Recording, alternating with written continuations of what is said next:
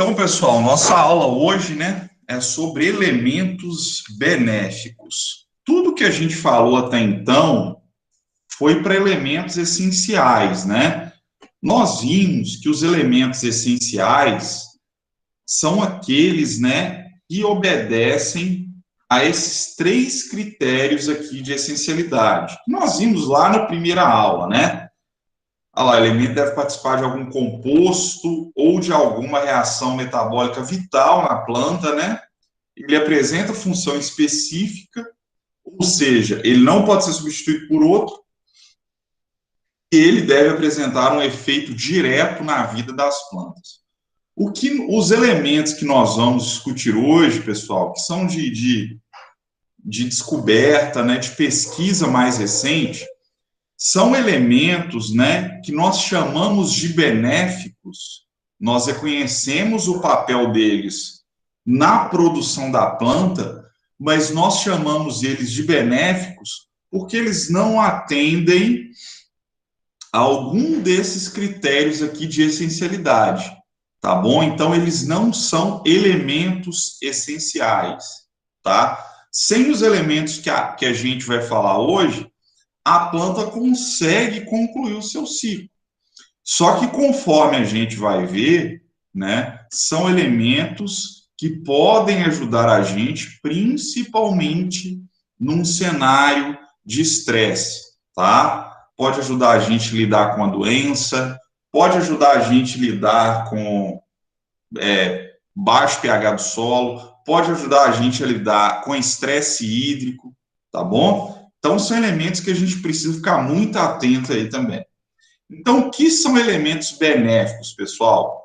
São elementos minerais que estimulam o crescimento dos vegetais, mas que não são essenciais, tá bom? Ou seja, eles não obedecem aqueles critérios de essencialidade, ou que são essenciais somente para certas espécies, tá bom? Ou ainda, né, que são essenciais somente em condições específicas.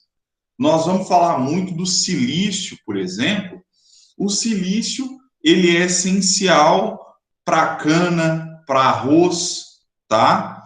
Ou seja, ele só é essencial para certas espécies. Então a gente considera ele um elemento benéfico, tá bom?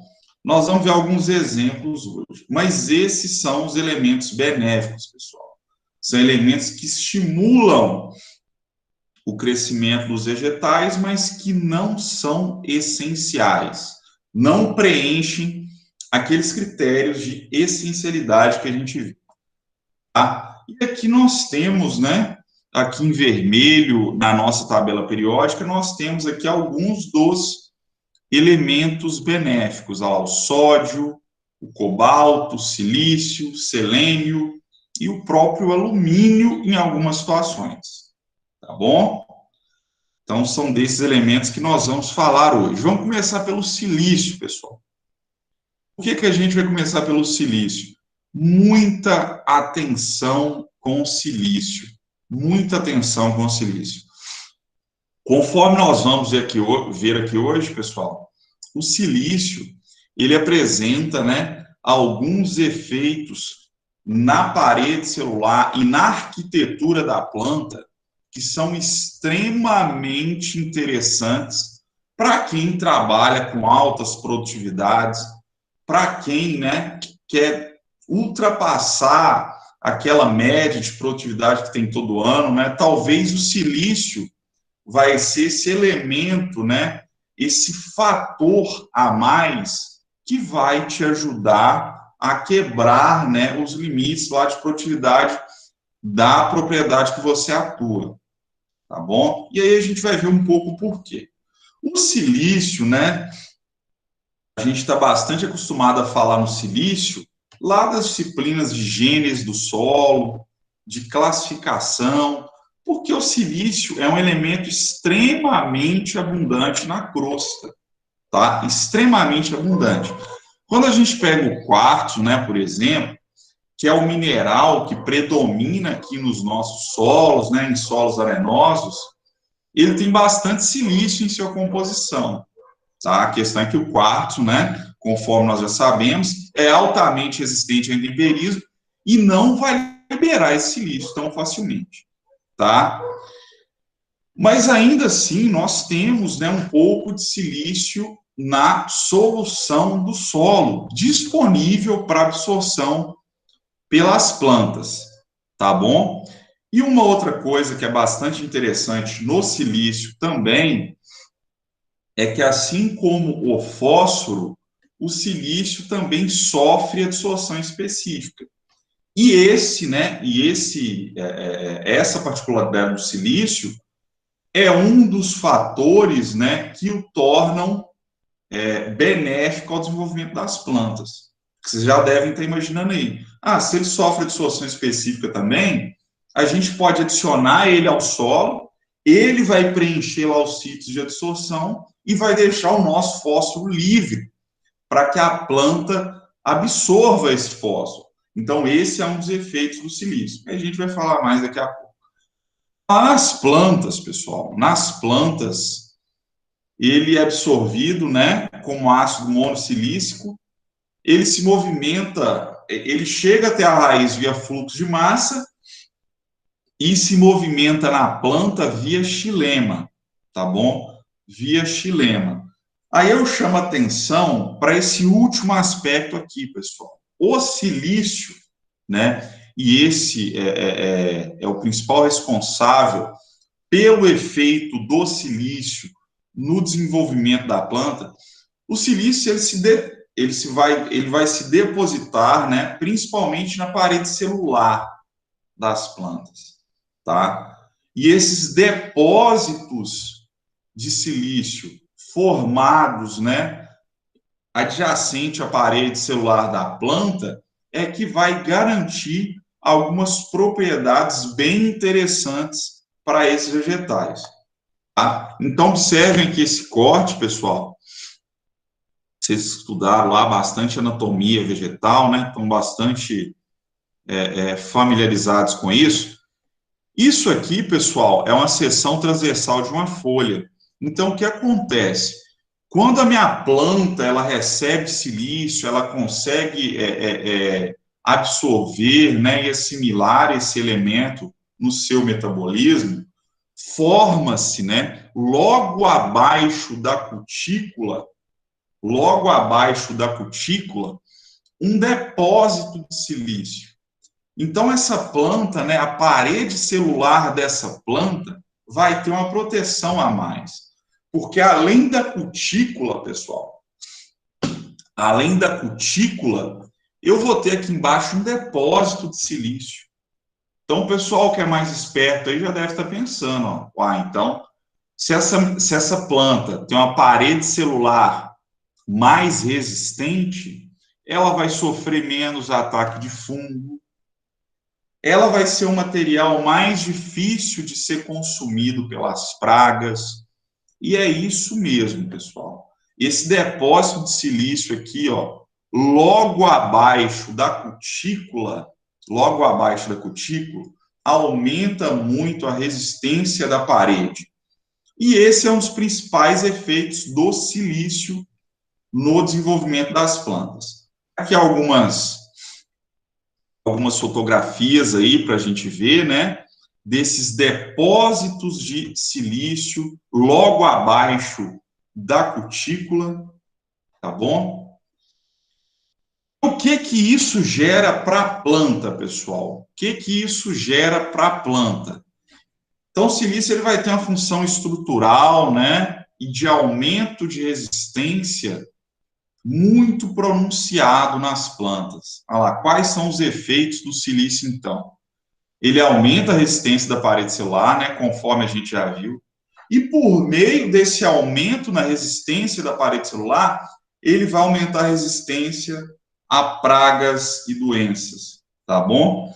Além disso, pessoal, uma planta que é bem nutrida em silício, né, e forma essa camada de silício, ela tende a ficar mais ereta. A sua planta fica mais ereta. Então, o que acontece? Você melhora a arquitetura foliar, tá? Você vai ter uma melhora na arquitetura da planta. E quando você melhora a arquitetura da planta, isso resulta em maior capacidade fotossintética. Você vai ter menos sombreamento no interior da planta, tá bom? Além disso, pessoal, mais recentemente, e isso é extremamente importante para a gente, foi observado, né, que o silício ele tem um papel importante na regulação da evapotranspiração da planta. Isso para a gente é excepcional, porque a planta bem nutrida em silício, ela vai transpirar menos, ela vai transpirar menos, ela vai perder menos água. E isso para a gente, né, para nós que provavelmente vamos trabalhar, né, com plantas que vão estar na condição de estresse hídrico aí, de forma até comum, principalmente em janeiro, que tem veranico, o silício pode ajudar muito nisso, pessoal. Pode ajudar muito nisso. Ele vai interferir, né, nessas perdas de água da planta e vai favorecer que a planta se mantenha túrgida por mais tempo, tá bom? Além disso, pessoal, o silício lá no solo, né, e no interior da planta, esse efeito é interessantíssimo, ele consegue, né, se precipitar com alguns elementos tóxicos no interior da planta. Então, mesmo depois, por exemplo, que a planta absorve alumínio, vamos supor que você deu um mole, tem alumínio lá no seu solo e tal, você não fez escalagem direito. O silício, mesmo depois que a planta absorve esse alumínio, ele consegue inativar esse elemento já no interior da planta, tornando ele menos tóxico, pessoal. Ele reage com silício no interior da planta e vai ter esse efeito. E reduz também a taxa de senescência foliar. Muita atenção com o silício.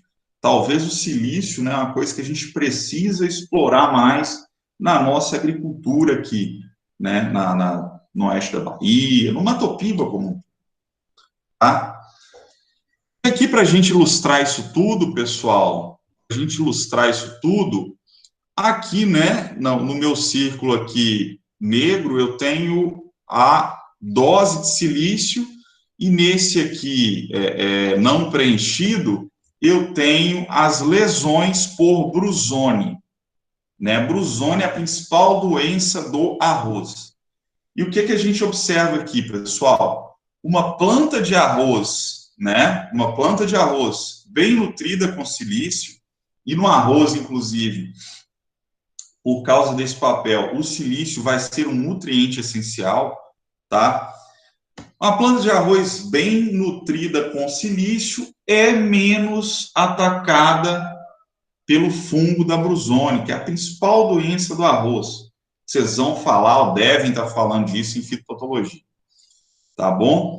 Então, silício, né, efeito direto no ataque por fungos, em decorrência daquele aumento da resistência da parede celular, tá? E aí existem algumas hipóteses sobre isso.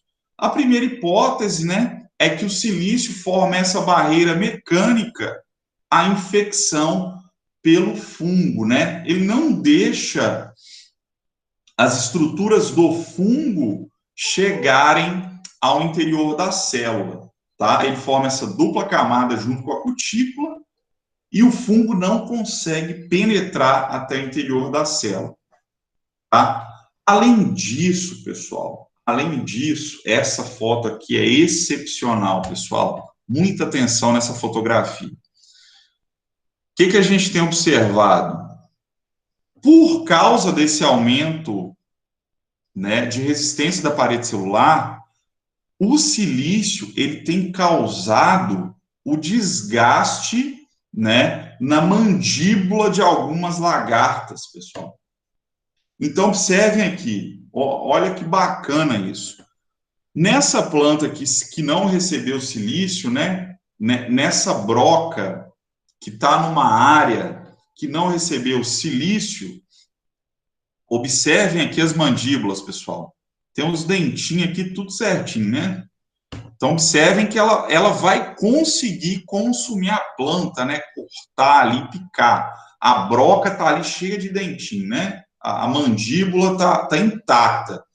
No entanto, pessoal, em plantas, né, em áreas que recebem silício e tem plantas com a parede celular mais resistente, essa maior resistência causa um desgaste na mandíbula das lagartas, pessoal.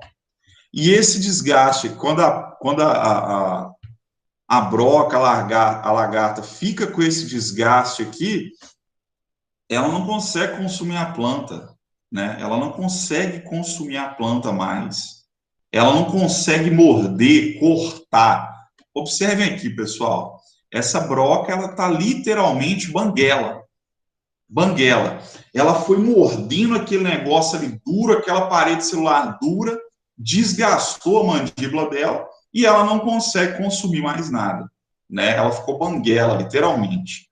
E aí observaram, né, que essa broca não consegue mais se alimentar, né, dessas plantas. E aí, além disso, né, ela vai morrer de inanição. E além disso, estimulou um comportamento canibal nessas brocas. Elas começaram, né, a se atacar ali umas às outras. Então, extremamente interessante, tá? Se a gente pensar em culturas, né, onde a gente tem muito ataque de lagarta, de brocas, ou mesmo de outros insetos, né, que são portadores, e a gente precisa pensar no silício, tá? O silício poderia ter esse papel aí para ajudar a gente nesse manejo. Aqui, que eu estava falando da arquitetura foliar. Observem aqui, pessoal, essa planta que recebeu silício e a testemunha sem silício. Essa planta aqui é muito mais ereta, tá? Muito mais ereta. O sombreamento aqui é muito menor. Então, essa planta, né, ela vai ter eficiência fotossintética muito grande, tá bom? Muito grande.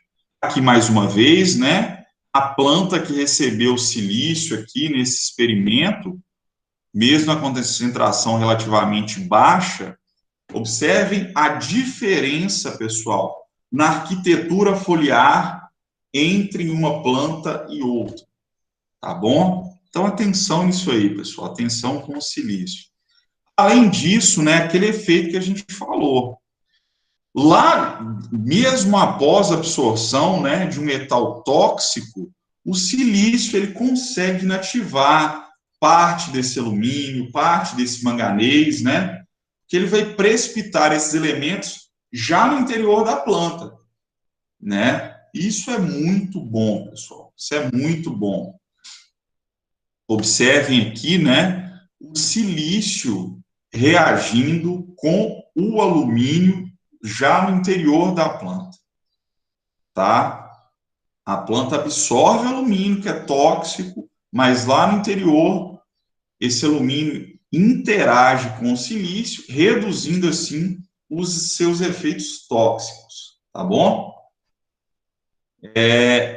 Além disso, pessoal, além disso, né, conforme nós colocamos, o silício também sofre aquela dissorção específica que a gente falou.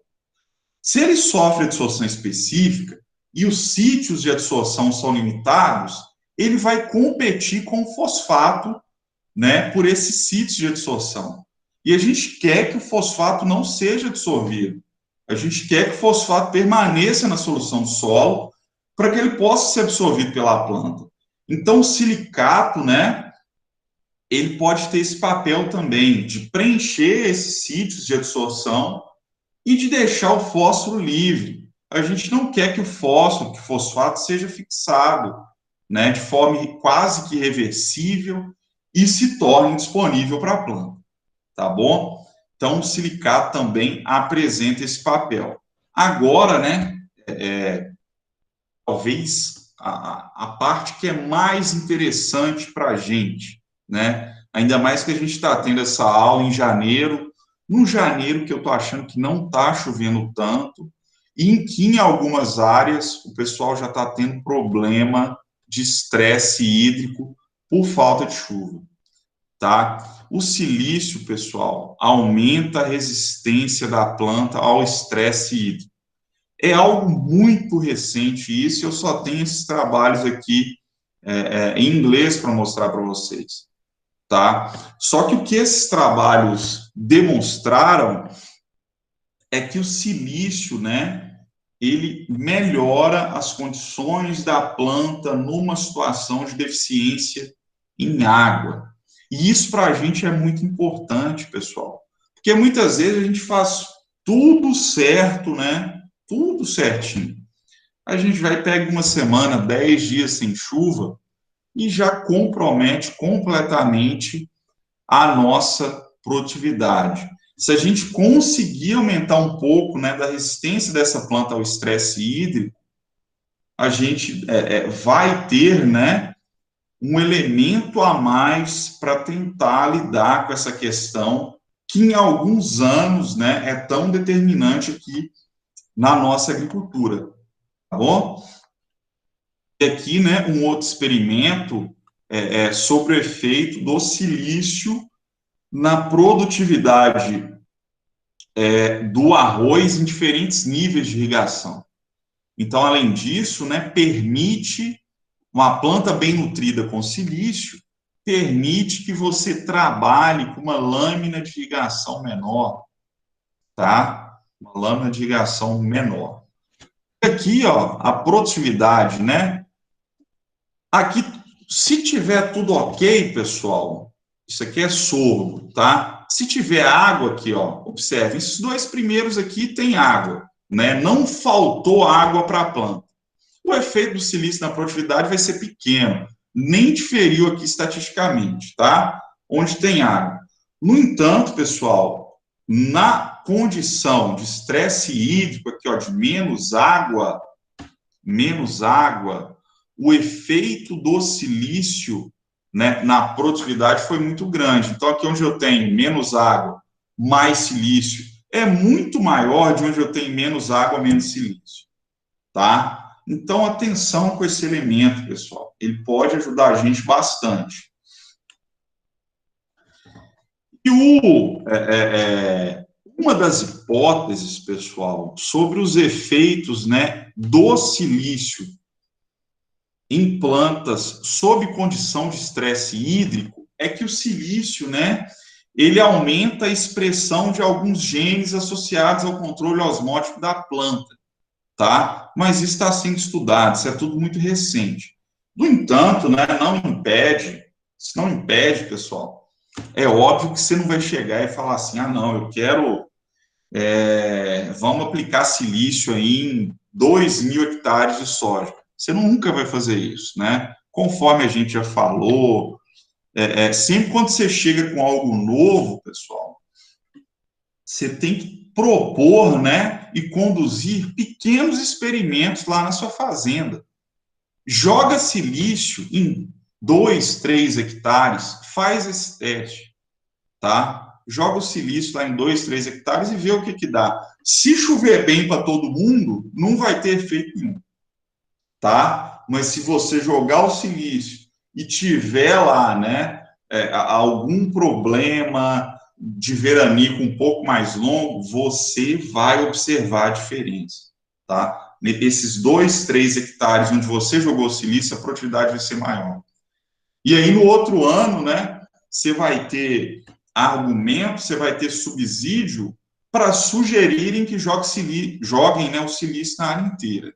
Tá bom? É assim que funciona. Você não vai chegar e impor nenhuma mudança, impor nenhuma inovação, né? Ainda mais tratando-se de algo que é tão caro igual a agricultura.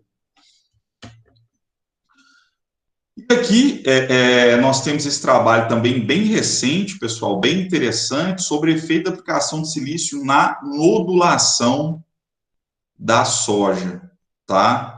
Alguns cultivares de soja, pessoal, alguns cultivares de soja respondem muito bem à aplicação de silício, e isso é observado, inclusive, na nodulação, tá bom? A planta nodula mais, né? Beleza. Conforme nós colocamos, existem algumas plantas, né, que o silício é um nutriente essencial. O silício é obrigatório, você tem que aplicar silício. Cana, arroz, tomate, tá? Você tem que dar silício para a planta. Por quê? Porque nesses casos, né, o silício é um nutriente essencial. Aí, se você não fornece, né, vamos supor que você vai trabalhar trabalhar com arroz lá em Flores de Goiás, um grande produtor de arroz.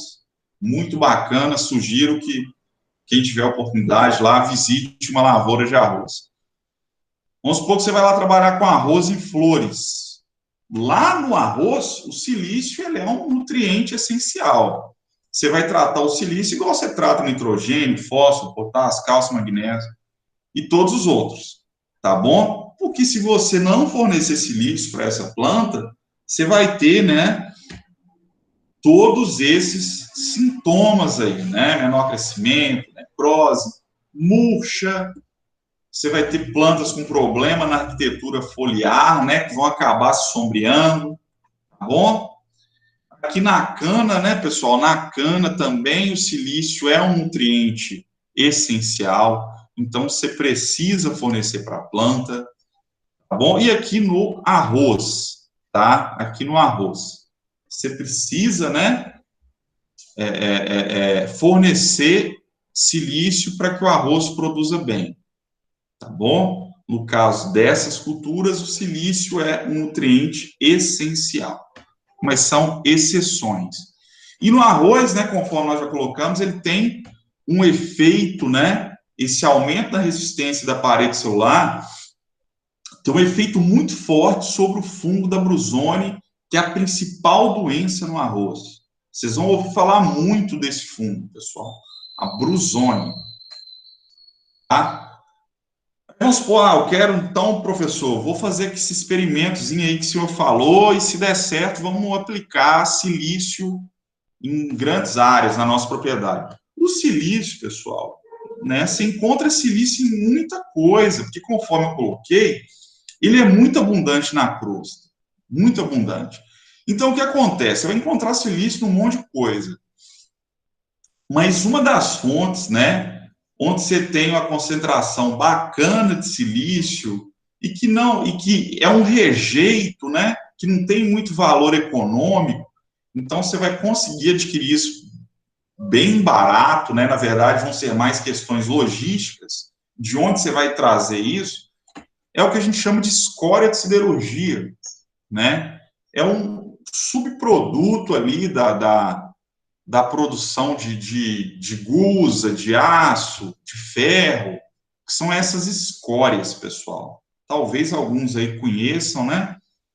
Mas essas escórias são uma boa fonte de silício, tá? Nós temos também os silicatos de cálcio e magnésio, que podem atuar, né, inclusive na correção da acidez do solo, tá bom? Nós temos alguns silicatos de cálcio e magnésio também. E aqui é a escória de alto forno, pessoal.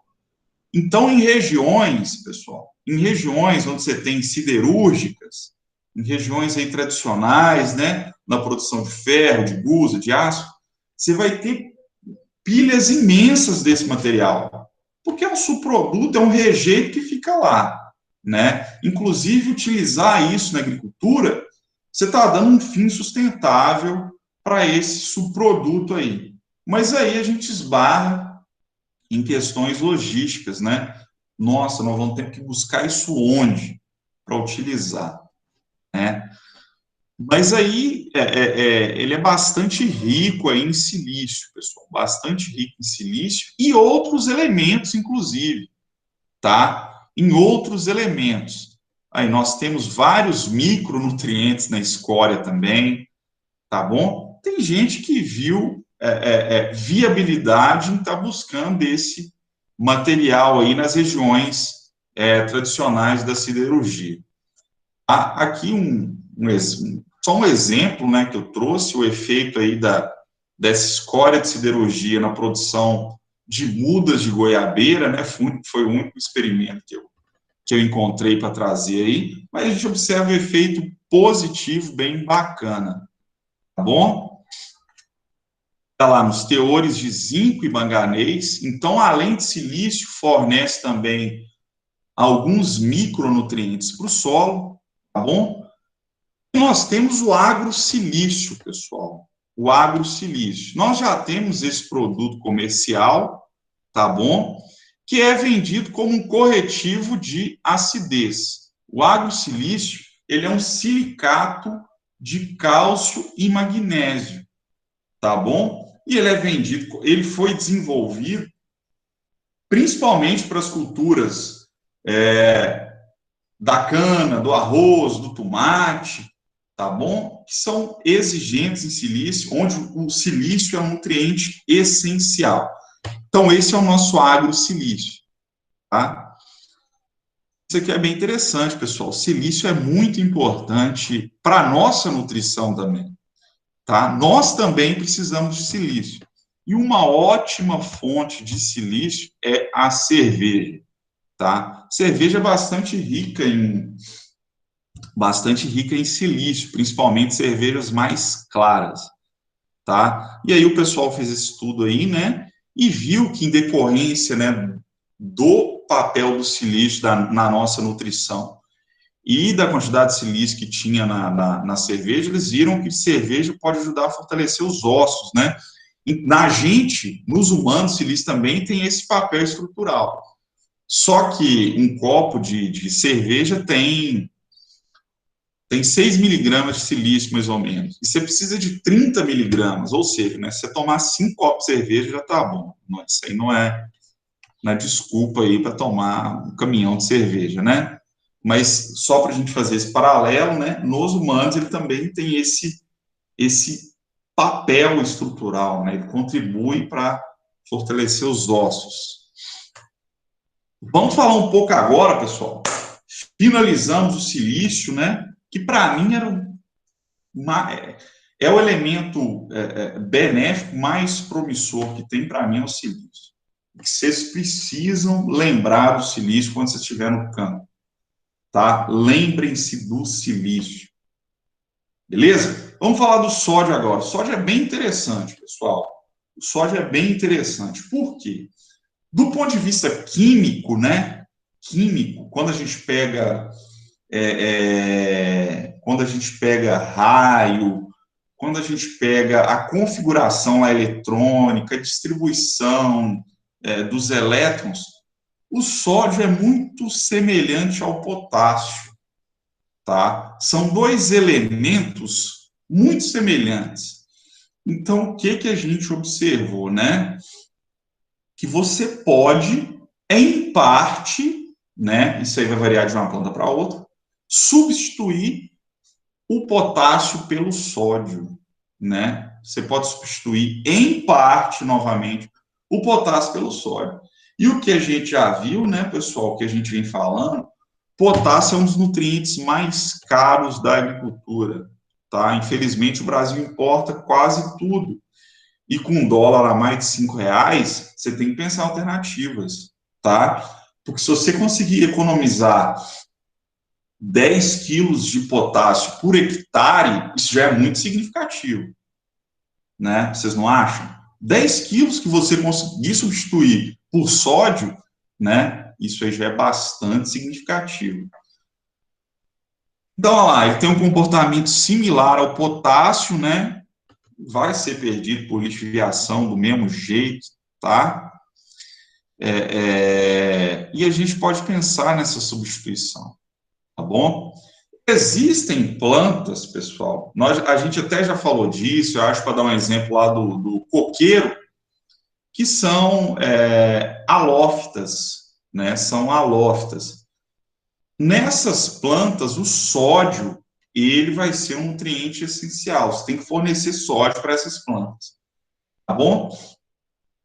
Um grupo de plantas, né, que precisam do sódio, que utilizam bastante sódio, né, são as C4, tá? São as C4. Então, nessas plantas C4, né, O sódio, ele vai atuar principalmente lá na regeneração de substratos, durante a fotossíntese, toda aquela história lá da fisiologia, tá bom? Além disso, né, ele pode atuar também nesse controle estomático, tá? Ativador de algumas enzimas e no controle osmótico da planta. Por ele ter essas funções, né, por ele atuar dessa forma, ele pode substituir parcialmente o potássio, tá bom? Principalmente em planta C4. Ah, professor, o que é uma planta C4? Não pergunte isso, não. Pelo amor de Deus. Vocês devem estar estudando isso na fisiologia, ou vão estudar, né, em anatomia, um monte de coisa.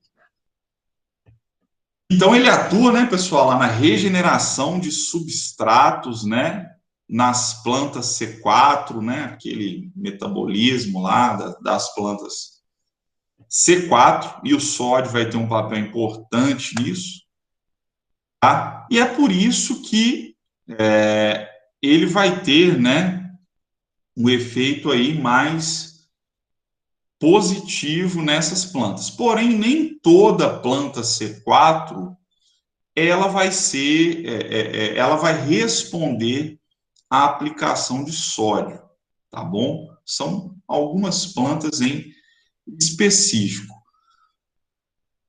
Novamente, né? Podemos pensar na substituição parcial do potássio pelo sódio. Potássio caro, completamente importado, dólar alto, dá para a gente pensar nisso. Novamente, né? Você não vai falar assim, vamos aplicar sódio em 2 hectares. Não, faz um experimento pequeno, tá bom? E olha lá, ó, vai atuar em algumas reações enzimáticas, ele atua também no controle osmótico e no controle, né, de abertura e fechamento estomático, tá bom? Ele vai ter um efeito, né, estimulando o crescimento vegetal, principalmente a expansão de células, tá? Ele vai estimular a expansão das células e além de aumentar a área foliar, tá bom? Você vai ter aí você vai ter um maior número de estômatos por unidade de área foliar, tá? Então, sódio aí com alguns efeitos positivos no desenvolvimento da planta. Só que a gente tem que ter muita atenção, porque é o seguinte, pessoal, o sódio, né? O sódio, se você errar por pouco, por muito pouco, você degrada o seu solo de forma irreversível, porque ele causa dispersão da argila. Você tem, por exemplo, a argila, né, que está aqui nesse agregadozinho aqui. Se você aplicar sódio em excesso, né, você vai ter uma série de eventos ali físico-químicos, de aumento de dupla camada difusa, um monte de coisa que para a gente que é menos importante, mas isso vai causar a quebra, a dispersão desse agregado, pessoal. A dispersão química. Você vai destruir esse agregado. E o que acontece? Essa argila que estava aqui, né, ela vai começar a ocupar os poros do seu solo. E aí você vai ter um monte de problema, tá bom? Vai ter um monte de problema. É por isso que nos solos salinos a agricultura é tão prejudicada, por causa desse efeito do sódio na dispersão da argila, tá bom? Na dispersão da argila. E na planta, né, esse sódio em excesso, ele pode ser acumulado, né, gerando algumas necroses, principalmente nas pontas, tá? Nas margens, assim, das folhas, tá? Então, cuidado aí com o sódio. E nós temos algumas plantas, né, que são adaptadas ao excesso de sais, principalmente plantas que se desenvolvem, né, próximo aí ao mar, né, tipo essas plantas aqui de mangue, né, que elas estão num ambiente aqui que tem muito sódio, aí elas desenvolvem alguns mecanismos desenvolveram, né, para se adaptar a essa condição, incluindo nessas glândulas salinas aqui, né? Essas plantas, elas estão, é bem interessante, elas estão liberando sal ali por essas glândulas, tá bom? As fontes que nós temos, né, lá, o cloreto de sódio, que é o sal de cozinha, tá bom? As fontes de sódio que nós temos. Nós temos o salitre do Chile, tá? Que é uma fonte de potássio, não, perdão, é uma fonte de nitrogênio, pessoal. Nós temos esse salitre potássico, tá? Que também tem sódio. E o cloreto de sódio aí, tá bom? Pessoal, sódio, bacana, pode ajudar, mas muito cuidado, tá bom? Isso aqui é muito interessante quando a gente fala na substituição parcial do sódio, perdão, do potássio pelo sódio. Existem, pessoal, diferentes grupos aqui de plantas, né? E de acordo com esses, existem as natrofílicas, né? Que são exigentes em sódio, e existem as natrofóbicas, que aí você tem que tomar um pouco mais de cuidado.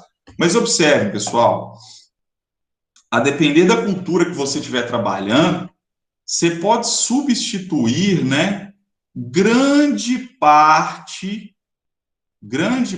aqui da adubação em potássio por sódio, tá? Observa o algodão aqui, pessoal, olha que interessante isso.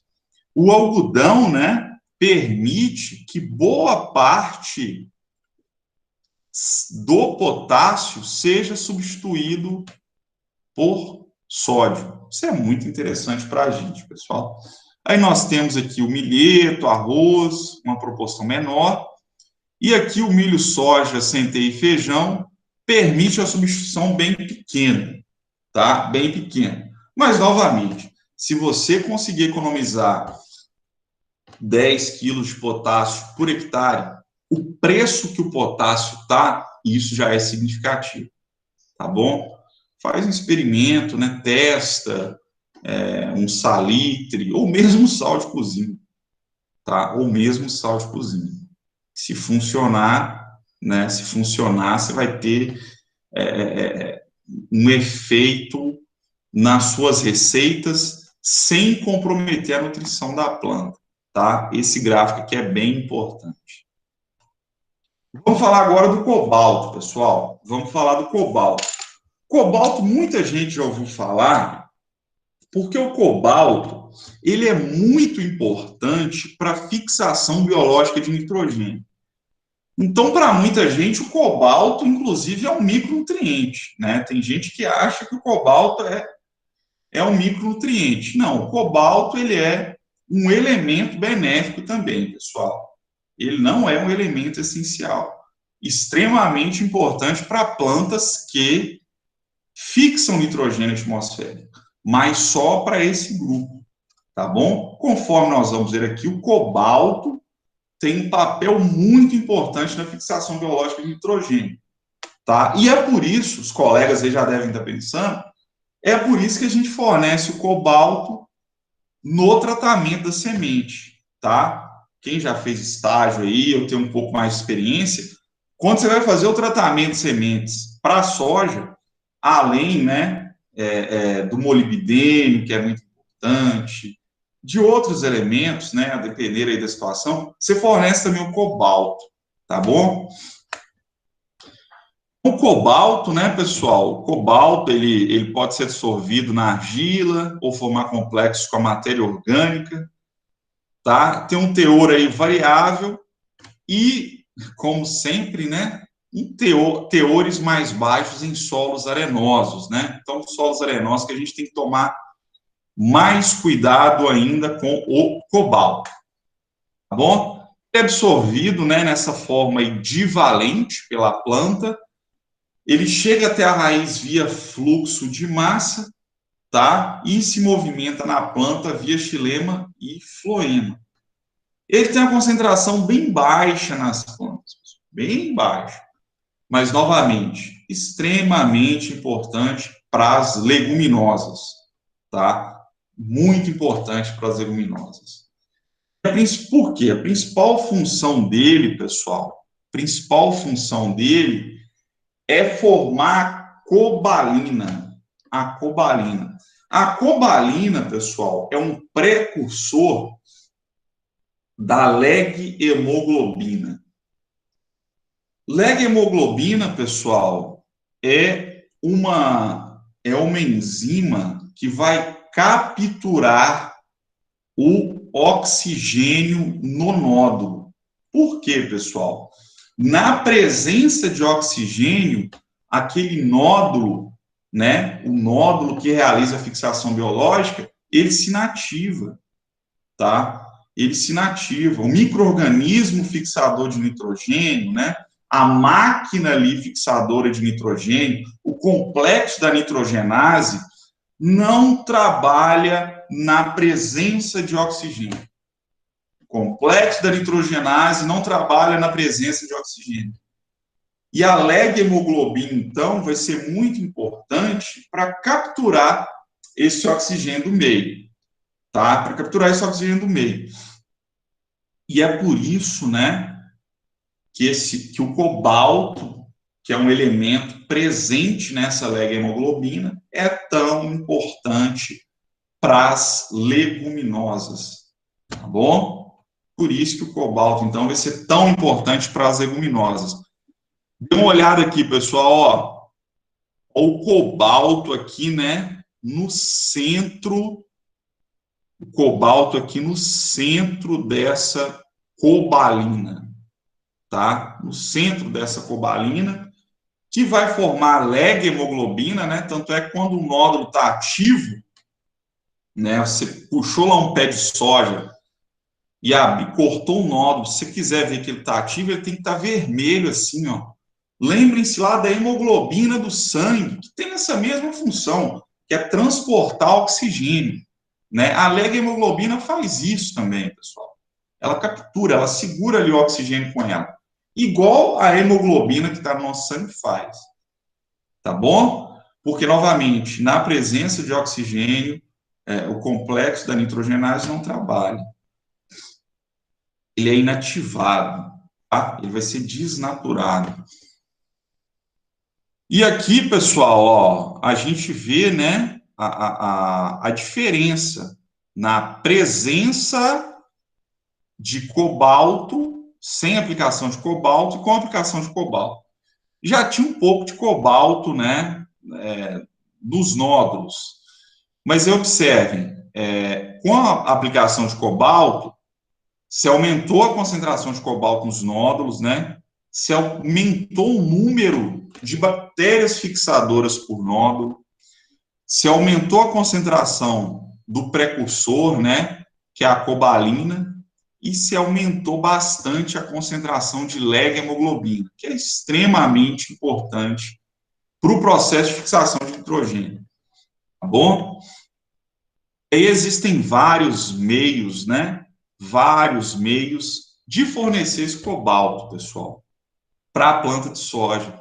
Só que o meio que se mostrou mais efetivo até então, né, é você conciliar a aplicação via semente, né, você fazer o tratamento, isso aqui é amendoim, tá, pessoal? Mas para a soja você aplica também. Você fazer esse tratamento da semente e também realizar a aplicação foliar, tá bom? Foliar. O que você colocou na semente, o cobalto ali na semente, vai atender a exigência da planta nos estágios iniciais, tá bom? E aí, né, para depois que a planta crescer mais um pouco, você faz essas aplicações de cobalto via folha, tá? Via folha. Mas a sua leguminosa, ela só vai fixar nitrogênio na presença do cobalto, tá bom? E aqui, né, esse efeito da inoculação e a inoculação mais aplicação de cobalto e molibdênio. Pessoal, muita atenção aqui, ó, muita atenção aqui. vários nutrientes, na verdade, vários elementos interferem na nutrição da planta com o nitrogênio, tá? Por quê? O nitrogênio, né, para ele ser fixado via fixação biológica, precisa do cobalto, precisa do molibdênio. Para ele ser assimilado, ele também precisa do molibdênio. Se você aplica ureia, para você ter, né, a quebra dessa ureia, você precisa de níquel. Por que eu estou falando isso, pessoal? Muitas vezes, vai ter nitrogênio no seu solo. Você está aplicando nitrogênio, inclusive em excesso, na sua planta. E aí você vai ter sintoma de deficiência em nitrogênio. Muita atenção com isso. Na maioria das vezes, pessoal, o sintoma de deficiência em nitrogênio é reflexo de outra coisa. É reflexo de falta de cobalto, é reflexo de falta de molibdênio, é reflexo de falta de níquel, tá? Então, atenção com isso. Aí você vai ver aquilo, não, vou aumentar minha dose de nitrogênio ano que vem. Ainda mais que nitrogênio, conforme nós já sabemos, não vem na análise só. Você vai tomar prejuízo, né? Você vai degradar o meio ambiente, porque nitrogênio pode chegar no lençol freático, nitrogênio vai para a atmosfera, tá? Prejuízo, degradação, e não vai resolver o seu problema. Então, você tem que... A nutrição exige isso, né? Você pensar um pouco para fora, você pensar na fisiologia, tá bom? Porque pode ser que a sua... Tem nitrogênio lá, ela não consegue metabolizar, ela não consegue assimilar, por causa da falta de outro elemento, tá? Então, atenção nisso, pessoal. Temos alguns cenários aí de excesso de cobalto, né? Você falou, não, eu quero que a minha soja fixe o máximo de nitrogênio possível, vou caprichar aqui no cobalto, vou fazer 4 aplicações foliar. Não, não faça isso, tá? Não faça isso. Que aí você pode induzir a um cenário de toxidez por cobalto. E nós temos as fontes, né, utilizadas pela agricultura: cloreto de cobalto, sulfato e nitrato de cobalto, tá bom? Cada um aí com diferentes concentrações desse elemento. E as principais fontes, pessoal, aí eu coloco aqui também o que a gente usa para tratamento de sementes, ó, que geralmente já vem o cobalto, né, mais o molibdênio. Molibdênio, né, molibdênio é micronutriente, que tem um papel muito importante também na fixação biológica de nitrogênio, tá? Só que além desse papel que ele tem na fixação biológica de nitrogênio, né, na nitrogenase, ele também é importante para a assimilação de nitrogênio, né, para o nitrogênio entrar no metabolismo de qualquer planta, tá? De qualquer planta. É por isso que ele é um nutriente essencial, tá? Molibdênio. Não é o caso do cobalto. Mas aí nós temos esses produtos aí, pessoal, para tratamento de sementes, né, que geralmente são bem ricos em cobalto e molibdênio, tá bom? Molibdênio. Vamos falar do selênio, pessoal. Vamos falar do selênio aqui rapidamente. O selênio, o que a gente está falando nele? Selênio, pessoal, ele é adicionado a algumas culturas, principalmente por causa da importância do selênio, né, que é um antioxidante, na nutrição dos animais, né? A gente precisa disso, boi precisa disso, galinha precisa disso, porco precisa disso. Por causa, né, da importância do selênio para a nutrição dos animais, esse elemento é adicionado em algumas culturas, tá bom? Ele é adicionado em algumas culturas. Aqui nós temos, né, é um elemento que se assemelha bastante, o comportamento dele se assemelha bastante ao do enxofre, tá bom? E aí nós temos plantas, pessoal, que são acumuladoras de selênio, tá? Algumas que são indicadoras, elas acumulam, mas não necessitam do selênio obrigatoriamente, e algumas que não são acumuladoras, tá? Nessas não acumuladoras, a gente tem que ter bastante atenção, porque nessas não acumuladoras, o selênio é extremamente tóxico, pessoal. Então, concentrações muito pequenas de selênio podem matar essas plantas, tá? Então, atenção com selênio. Mas observem, pessoal, as crucíferas, né? Mostarda, brócolis e outras aí, elas conseguem acumular bastante selênio e bastante enxofre também. Mas aí nós temos outras, né, que não são muito amigáveis aí com o selênio, não. A importância do selênio é o que eu coloquei, pessoal. Ele é um antioxidante e a gente precisa fornecer o selênio, né, para os homens e para os animais. Aí muitas vezes o pessoal opta por incluir esse elemento no seu plano de adubação, tá? Se tiver uma pastagem, por exemplo, ou se você quiser trabalhar com alimentos biofortificados, né? Alimentos biofortificados são elementos ricos, são alimentos, né, ricos em algum elemento específico, um deles o selênio. Fala assim, não, quero trabalhar com hortaliças biofortificadas, tá?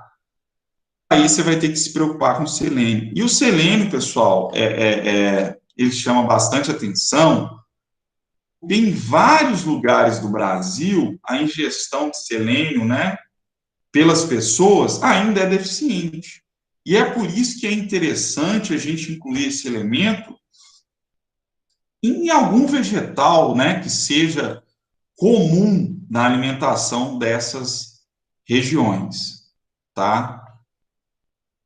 O selênio, né, como ele é um antioxidante, tá? O selênio é um forte antioxidante, ele ajuda a planta também a lidar com estresse, tá? A lidar com estresse. Então, se você tem uma planta submetida a estresse abiótico, né, muito calor ou pouca água, muita luz, se ela estiver bem nutrida com selênio, ela vai lidar melhor com esse estresse, tá bom?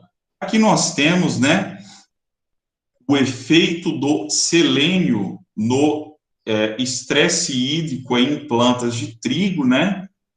A gente observa que a planta que recebeu selênio, na verdade, não teve tanta diferença assim, né? E as principais fontes, né? O selenato de sódio, selenato de potássio e selenito de sódio, tá bom? A gente fechar, vamos falar do alumínio. Professor, você está doido, alumínio? Você falou que alumínio é zero no solo. Alumínio é extremamente tóxico. Pessoal, o alumínio, em algumas plantas, ele pode ter efeitos positivos no metabolismo, tá? Só que, no geral, novamente, alumínio zero. Alumínio zero. A gente está falando dele aqui porque pode, para essas plantas em específico, ter esses efeitos negativos. Perdão, ter esses efeitos positivos, tá? Mas são exceções, tá bom? A o chá e a hortênsia são beneficiadas aí pela presença de alumínio em baixas concentrações. Só que são exceções, tá?